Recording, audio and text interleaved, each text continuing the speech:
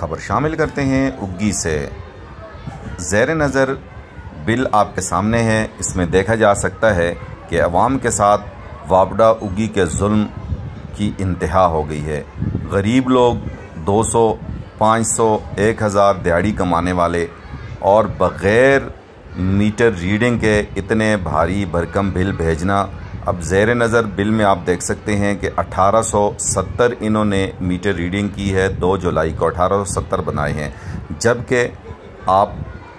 जबकि मीटर के ऊपर आप देखें तो 1200 यूनिट अभी तक खर्च हुए हैं। मीटर रीडिंग जो है वो 2 जुलाई को हुई है, जबकि आज 11 अगस्त है और आज हमने मीटर चेक किया है। तो अब ये जुल्म आवाम के साथ क्यों हो रहा है? बार बार वापडा उग्गी यही कहता है कि जी हमारे पास अमला नहीं है। अगर अमला नहीं है तो गरीब आवाम को इस तरह तंग किया जाएगा। असिस्टेंट कमिश्नर उग्गी से और वापडा उग्गी के ज़िम्मेदारान से गुजारिश है कि वो ज़रूर इसका नोटिस लें, वरना आवाम बहुत बिखरे हुए हैं। अनकरीब बहुत बड़ा एहतजाज हो जाएगा। डॉक्टर अतीक चांद, आस न्यूज़ उग्गी।